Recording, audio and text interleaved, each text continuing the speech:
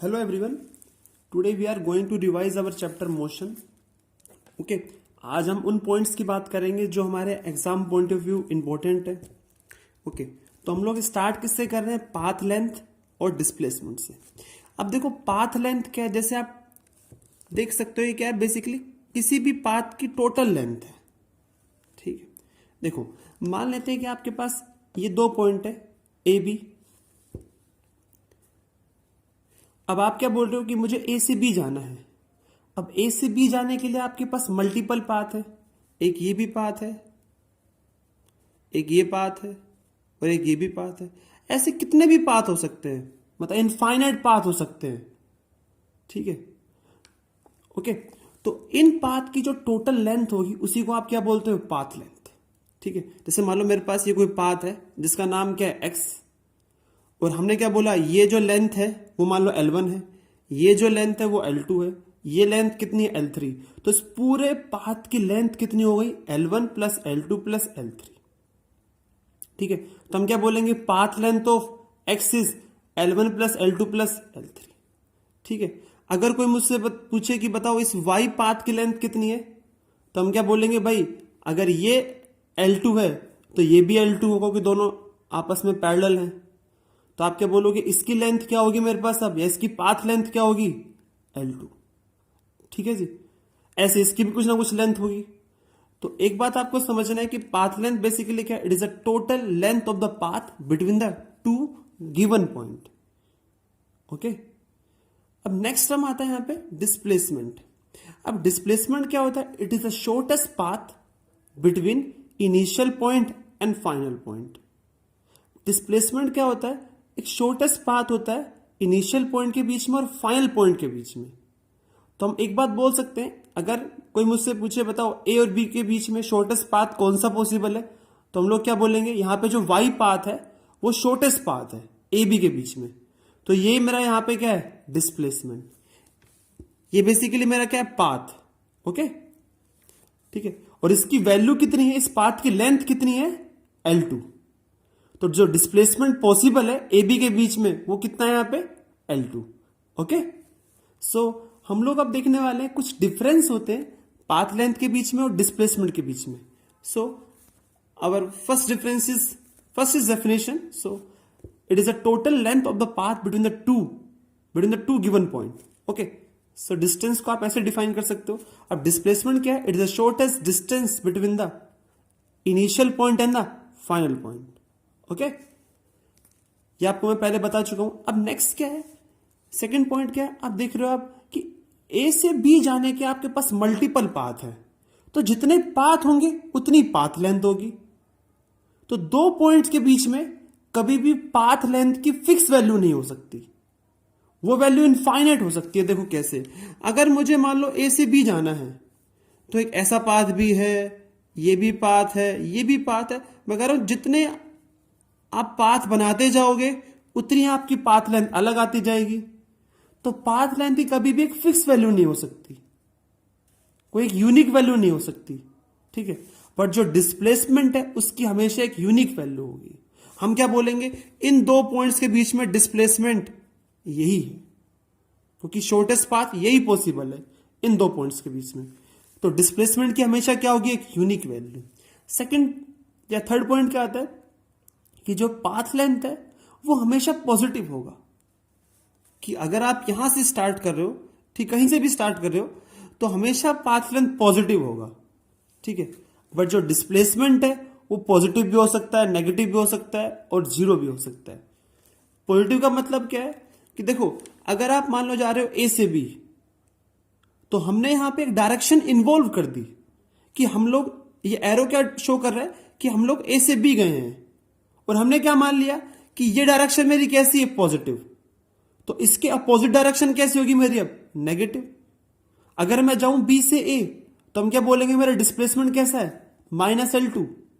जैसा आप लोग करते हो ना, देखो आपने पढ़ा है आगे कि मान लो मेरे पास अगर ये मान लो कोई बॉल है, ये इसको मैंने वर्टिकल डायरेक्शन में प्रोजेक्ट कर दिया, ये मान लो यहां पे पहुंच गई. ठीक है, अगर ये हाइट मान लो, ये जो डिस्प्लेसमेंट है मान लो h है, तो जब ये बॉल वापसी आएगी तो इसका डिस्प्लेसमेंट को हम क्या बोलेंगे? Minus H. ओके, क्योंकि यहां पे जो एरो है वो क्या शो कर रहा है कि आप कहां से कहां मूव कर रहे हो। जब आप ओरिजिन या रेफरेंस पॉइंट से इस हाइट पे गए थे तो एरो ऊपर की तरफ है, और जब आप इस पीक पॉइंट से दोबारा ग्राउंड पे आए हो तो एरो नीचे की तरफ है, मतलब डिस्प्लेसमेंट कैसा है, नेगेटिव। तो डिस्प्लेसमेंट पॉजिटिव भी हो सकता है, नेगेटिव भी हो सकता है और जीरो भी हो सकता है। जीरो कब होगा, जब आप जहां से स्टार्ट करोगे अगर आप दोबारा वहीं पे वापसी आ रहे हो तो आपका डिस्प्लेसमेंट कैसा होगा, जीरो। अगर आपने ओ से स्टार्ट किया था और आप क्या देख रहे हो, आफ्टर कंप्लीटिंग द जर्नी आप दोबारा इसी पॉइंट पे आ जाओगे तो आपका डिस्प्लेसमेंट क्या हो जाएगा, जीरो।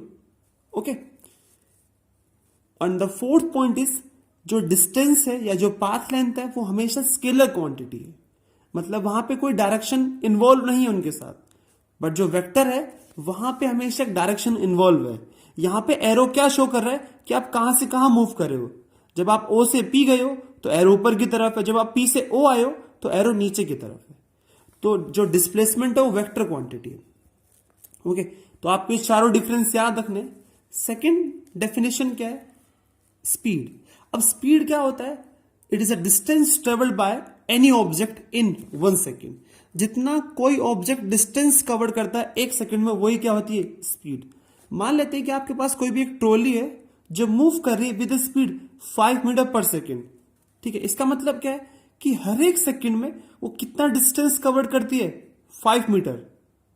ओके, तो आप क्या बोलोगे, आफ्टर 1 सेकेंड उसने कितना डिस्टेंस कवर किया, 5 मीटर। अगेन 1 सेकेंड, डिस्टेंस कितना कवर किया, 5 सेकेंड। ओके, तो हर एक सेकेंड में वो कितना डिस्टेंस कवर करे, 5 सेकेंड। ठीक है, और हम लोग स्पीड को किस में मेजर करते हैं, मतलब यूनिट क्या है स्पीड की। अब स्पीड होता क्या है, distance travel in 1 second.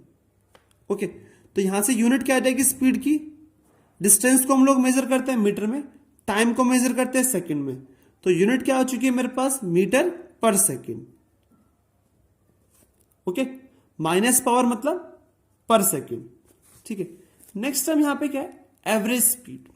Average speed क्या होता है, देखो पहले इसका नाम रियल लाइफ में मतलब समझते हैं।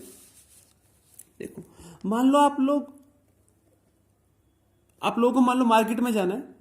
ठीक है, आप लोग अपने घर से स्टार्ट करें, आप बाइक लेके जा रहे हो मान लो। ठीक है, जब आपने घर से स्टार्ट किया तो आप क्या देख रहे हो कि आपकी उस टाइम पे स्पीड कुछ कम होगी। ठीक है, जैसे ही मान लो आपको फ्लैट रोड मिला तो आपकी स्पीड कुछ बढ़ जाएगी। ठीक है, फिर जैसे मान लो कोई रास्ते में कोई हिंड्रेंस आ गया, कोई भी ऑब्स्टेकल आ गई, मान लो कोई भी ब्रेकर आ गया, स्पीड ब्रेकर आ गया, तो आपकी अगेन स्पीड क्या हो गई, जीरो हो गई। फिर जैसे आपको फ्लैट रोड मिला अगेन आपकी स्पीड बढ़ गई। तो आप क्या देख रहे हो, इस पूरी जर्नी में आपकी स्पीड लगातार फ्लक्चुएट कर रही है, चेंज हो रही है। ओके, तो अगर कोई मुझसे पूछे बताओ एवरेज स्पीड क्या होगा, तो हम एवरेज स्पीड को कैसे कैलकुलेट करते हैं। अब जो आपने टोटल डिस्टेंस कवर्ड किया, ठीक है, वो मान लो कितना है, डी, और कितना टाइम आपको लग गया डिस्टेंस कवर्ड करने में, वो कितना है यहां पे, कैपिटल टी। तो एवरेज स्पीड क्या होगी, total distance travel divide by total time taken. Okay, ठीक है जी। या इस चीज को आप ऐसे भी समझ सकते हो, अगर आपके पास मान लो कोई भी ऑब्जेक्ट है जो मूव कर रहा है along a straight path from A to B. ठीक है, बट उसकी जो स्पीड है लगातार वो चेंज हो रही है। ठीक है, मान लो उसने d1 डिस्टेंस कवर किया विद स्पीड v1, फिर d2 डिस्टेंस कवर किया विद स्पीड v2, d3 किया विद स्पीड v3। तो आप क्या देख रहे हो, हर एक डिस्टेंस के लिए उसकी स्पीड क्या हो रही है, चेंज हो रही है।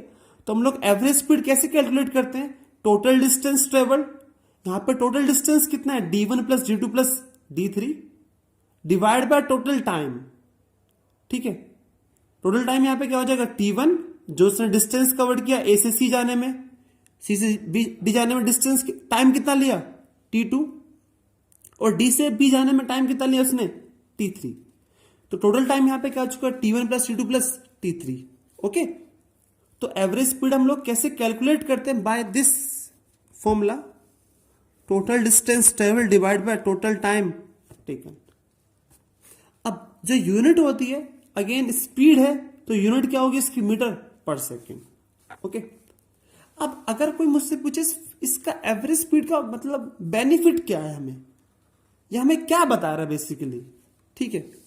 अब इस चीज को हम यहां से समझते हैं। देखो, मान लो आपने अपने घर से स्टार्ट किया और आप गए मार्केट में, आपने डी डिस्टेंस ट्रेवल किया in time T, capital T. तो एवरेज स्पीड बेसिकली क्या है, वो कांस्टेंट स्पीड है, ठीक है, जो आपका गिवन डिस्टेंस ट्रेवल करेगी गिवन टाइम में, ठीक है, ओके। एवरेज स्पीड वो एक कांस्टेंट स्पीड है, अगर आप उसको कांस्टेंटली मेंटेन करोगे तो वो डिस्टेंस ट्रेवल करेगी in time capital T, okay.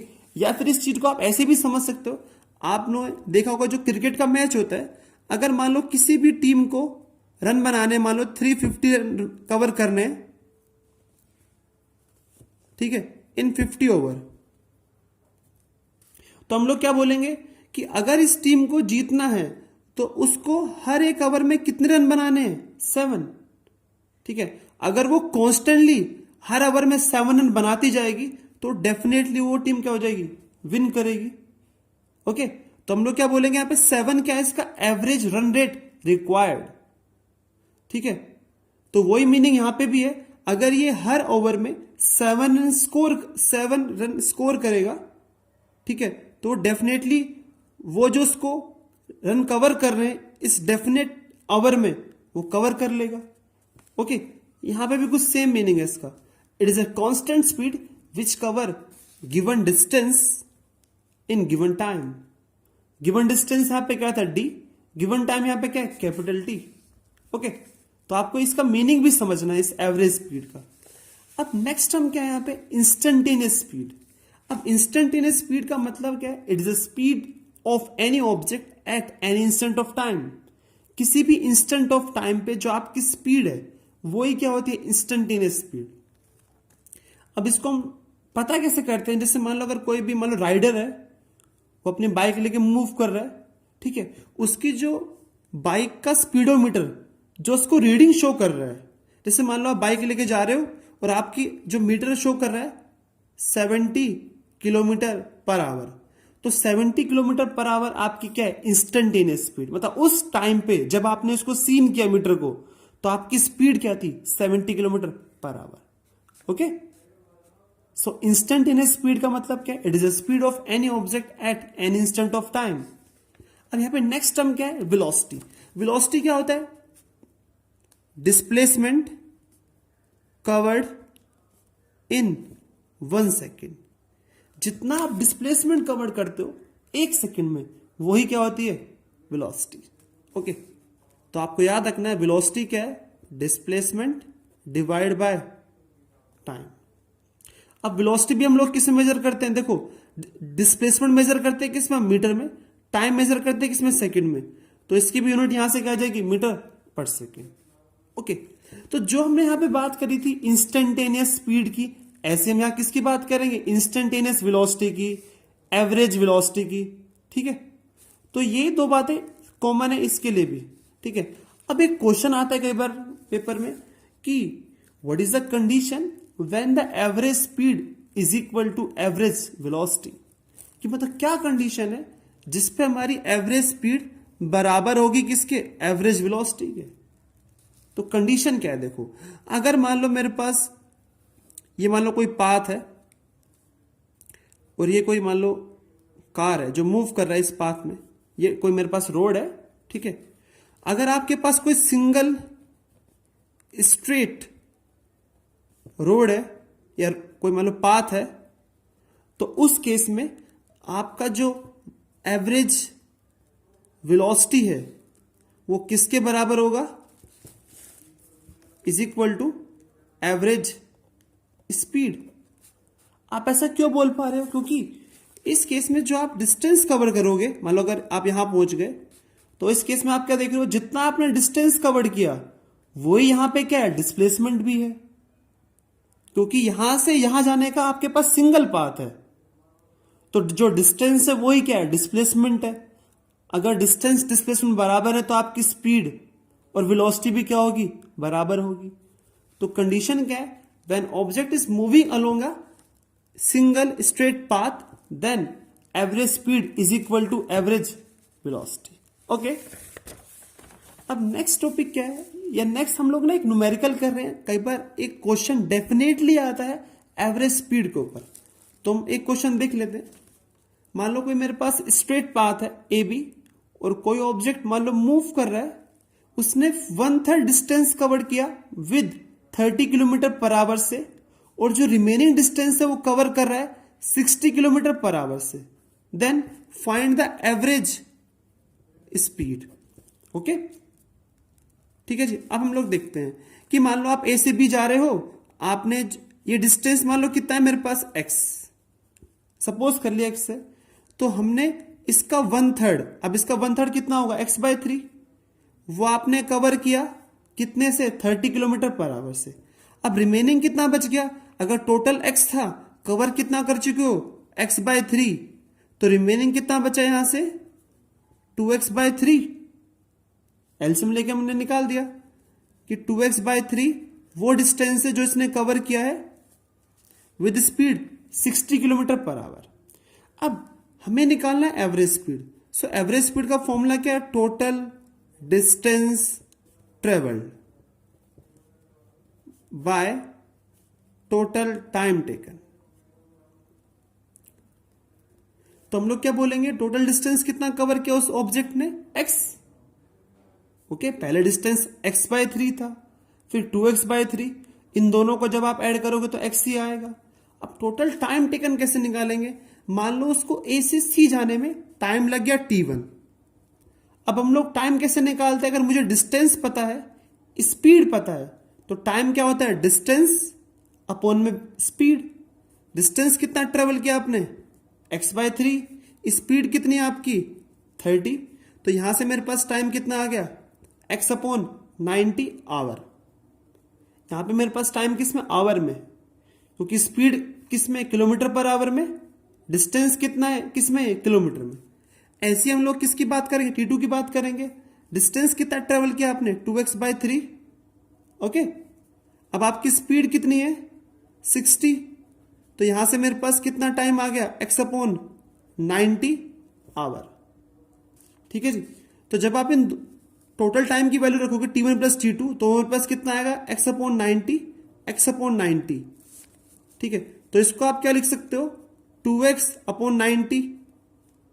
अभी x कैंसिल आउट हो गया, अभी 90 ऊपर चला जाएगा, तो मेरे पास कितना आ जाएगा 45 किलोमीटर पर आवर। ओके, तो आपको ऐसे अप्रोच करना है अपने एवरेज वाले क्वेश्चन में, एवरेज स्पीड वाले क्वेश्चन में। ठीक है, तो आपको पहले टोटल डिस्टेंस देखना है divide by total time taken. Okay, अब नेक्स्ट टाइम आता है हमारे पास एक्सेलरेशन। एक्सेलरेशन क्या होता है, increase in velocity in unit time.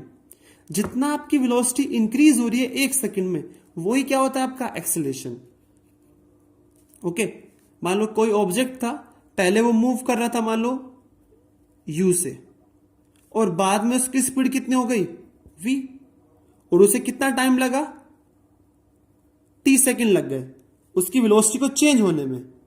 तो आप क्या देख रहे हो कि चेंज इन वेलोसिटी कितना है मेरे पास v माइनस यू, और वो वेलोसिटी कितने टाइम में चेंज हुई है t सेकंड में। तो हमारे पास एक्सेलरेशन क्या आ जाएगा v minus you upon T. v minus you क्या है, इंक्रीज इन वेलोसिटी, और वो वेलोसिटी कितने टाइम में चेंज हुई है t टाइम में। ओके, तो आपको छोटा सा ये फॉर्मूला याद रखना है एक्सेलरेशन का। एक्सेलरेशन होता है क्या, increase in velocity of any object in unit time. Okay, ये फिर इसको आप क्या लिखते हो, change in velocity divide by total time. ठीक है, अब देखो अगर आप वेलोसिटी में से वेलोसिटी माइनस करोगे तो आंसर क्या आएगा, वेलोसिटी आएगा। ठीक है, और टाइम किस में होता है मेरा सेकंड में, तो जो यूनिट है एक्सेलरेशन की वो क्या होगी, मीटर पर सेकंड स्क्वायर। ओके, आपको याद रखना है यूनिट। नेक्स्ट क्या आता है, डी एक्सेलरेशन। अब डी एक्सेलरेशन क्या होता है, decrease in velocity of any object in unit time. 1 second में जितनी आपकी वेलोसिटी डिक्रीज हो रही है वही क्या होता है आपका डी एक्सेलरेशन या फिर रिटार्डेशन।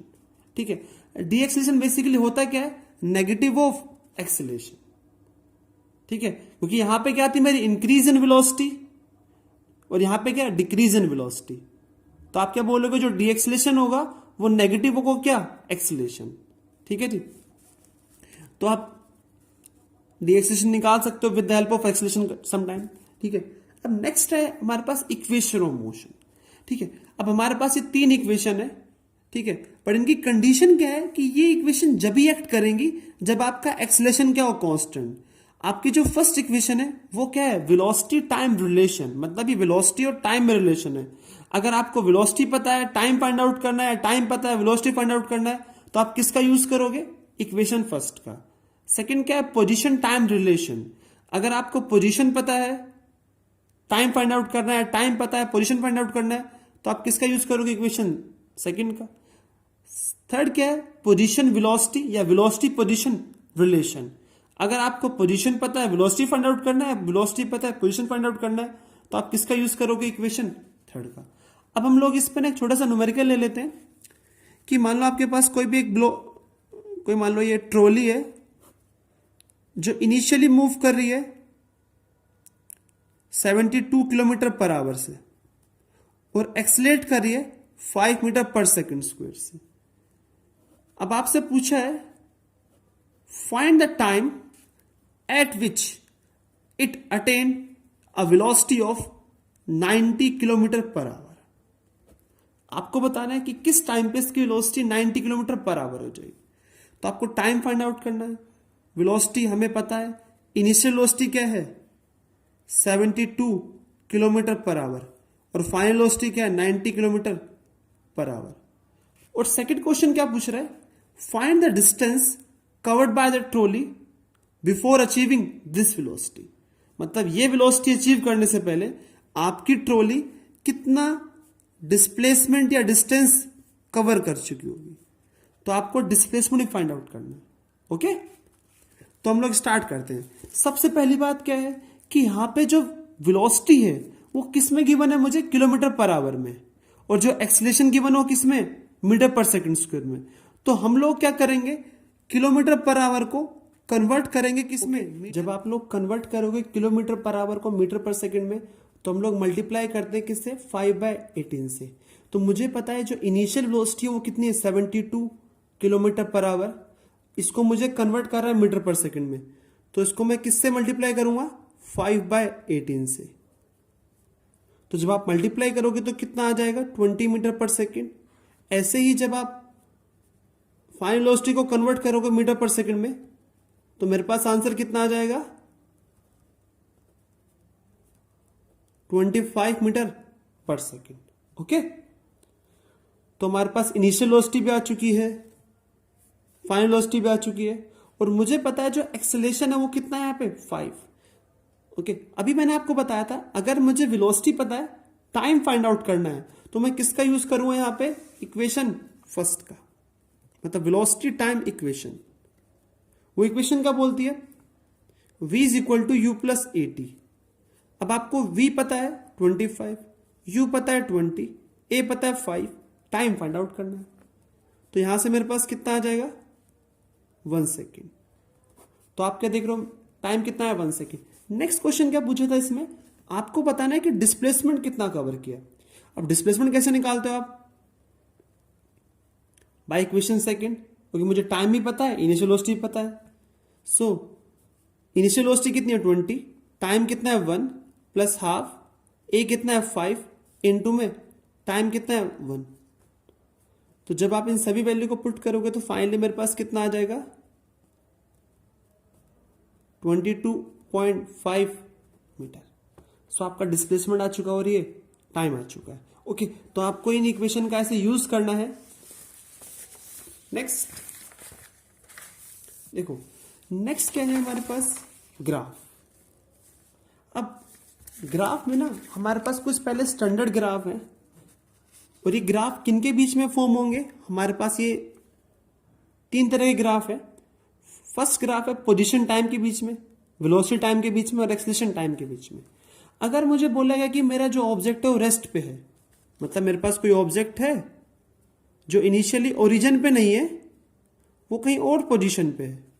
जैसे मान लो मेरे पास ये कोई ये मान लो कैप है, ठीक है, ये मेरा रेफरेंस पॉइंट है, ठीक है, ये एक्स ये वाई, ओके, ये पार्टिकल मान लो यहां पे रखा है, तो हम क्या बोलेंगे कि मेरा पार्टिकल ओरिजिन पे नहीं रखा, वो कहीं दूसरी जगह रखा है, और ये डिस्टेंस मान लो मेरे पास कितना है एक्स नोट, तो और मैंने बोल दिया कि हमेशा रेस्ट पे है, तो इसके लिए ग्राफ कैसा बनेगा कि भाई पार्टिकल कहां पे है, एक्स नोट पे,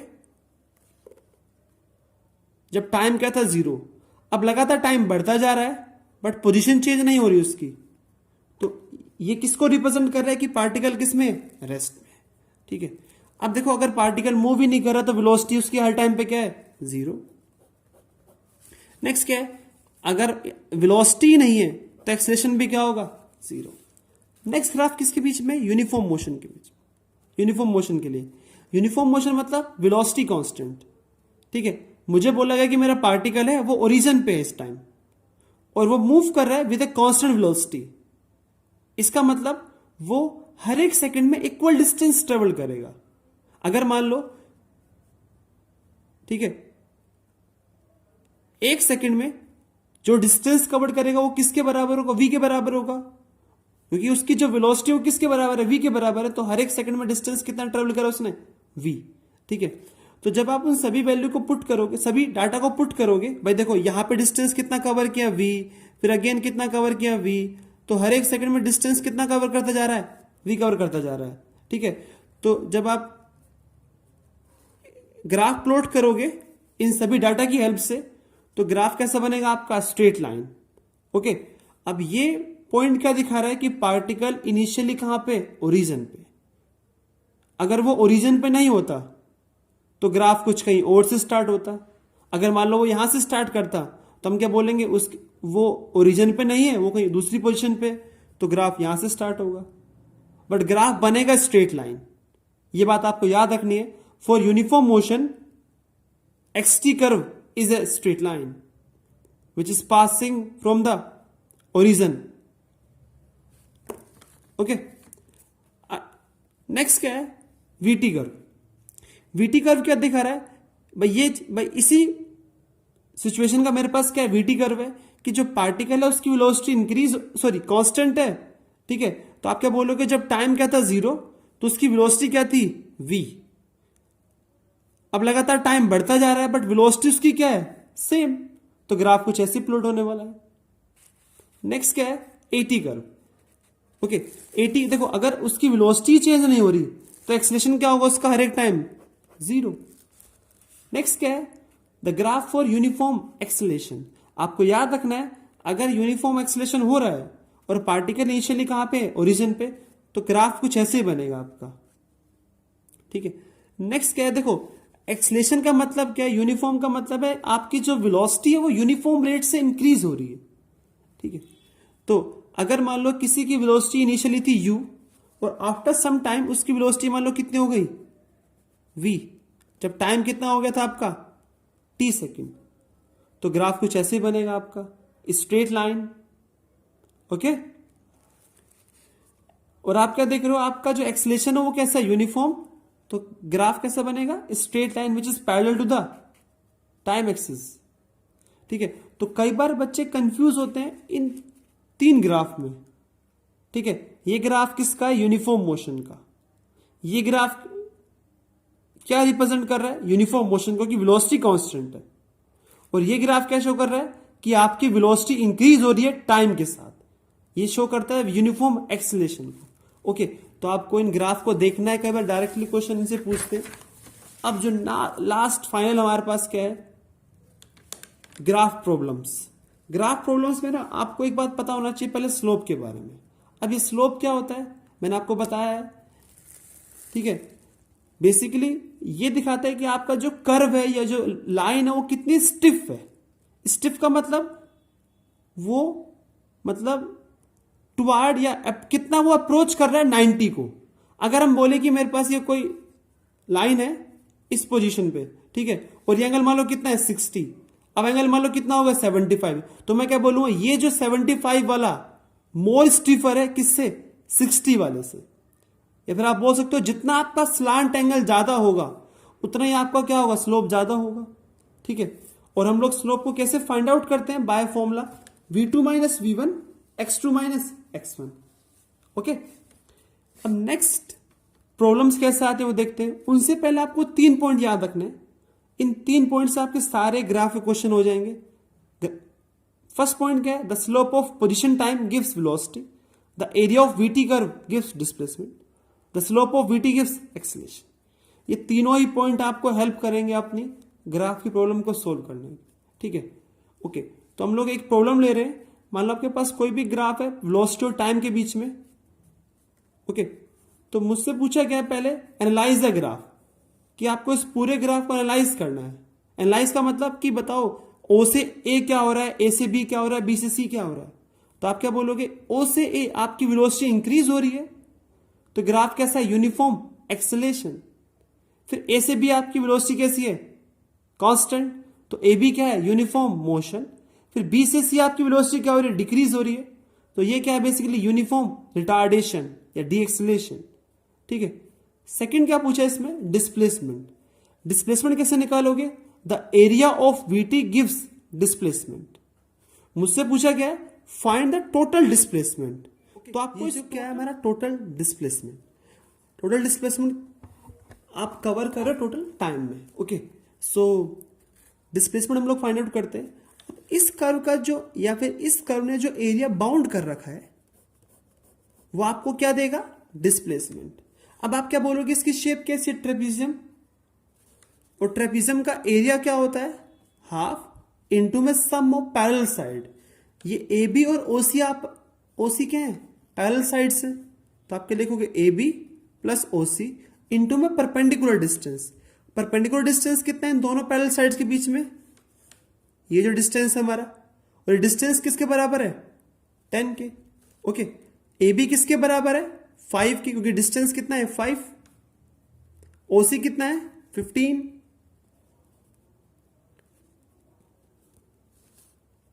जब आप इसको सिंप्लीफाई करोगे तो कितना आएगा? हाफ इंटू में 20 इंटू में 10। तो यहां से मेरे पास कितना आ चुका है? 100 मीटर। अब नेक्स्ट आता है एक्सेलरेशन फॉर ईच सेगमेंट। क्या आपको बताना है कि हर एक सेगमेंट के लिए आपका एक्सेलरेशन क्या होगा। ठीक है, तो ओसी के लिए एक्सेलरेशन क्या होगा? अब यहां पे वेलोसिटी कितनी है? 0। यहां वेलोसिटी कितनी है? 10। अब एक्सेलरेशन होता है क्या है? v माइनस यू अपॉन में टी। टी वो टाइम है जिसमें आपकी वेलोसिटी u से v हो गई। इनिशियल वेलोसिटी क्या है उसकी? 0। फाइनल वेलोसिटी क्या है? 10। टाइम कितना लगा? 5। तो यहां से एक्सेलरेशन कितना आ गया? 2 मीटर पर सेकेंड स्क्वायर। अब आते हैं नेक्स्ट, ए बी। यहां वेलोसिटी कितनी है? 10। यहां वेलोसिटी कितनी है? 10। तो जो एक्सेलरेशन होगा ए बी के लिए वो कितना आएगा? u भी कितना है? 10 और v भी कितना है? 10। टाइम कितना लगा? 5 सेकेंड। तो आंसर क्या आया? 0। Next acceleration for B C. अब यहां वेलोसिटी कितनी है? 10। यहां वेलोसिटी कितनी है? 0। तो इनिशियल वेलोसिटी कितनी है? पहले आप इनिशियली बी पे थे 10, और यहां पे वेलोसिटी कितनी हो गई अब? 0। सो बीसी सेगमेंट के लिए इनिशियल वेलोसिटी 10 है और फाइनल वेलोसिटी कितनी है? 0। और टाइम कितना लगा आपको? 5 सेकेंड। तो यहां से जो मेरे पास एक्सेलरेशन आया वो कितना है? -2 मीटर पर सेकेंड स्क्वायर। ओके, तो फाइनली मैं आपको बोल रहा हूं कि आपको प्रैक्टिस किन की करनी है? एवरेज स्पीड के क्वेश्चन की, ग्राफ की, जैसा आपको मैंने क्वेश्चन बताया। एक आपको देखना है इक्वेशन ऑफ मोशन पे। इन तीनों पे आपके न्यूमेरिकल बनेंगे, और मैंने आपको बता ही चुका हूं कि कौन कौन सी आपकी टर्मिनोलॉजी आपको याद रखनी। ओके।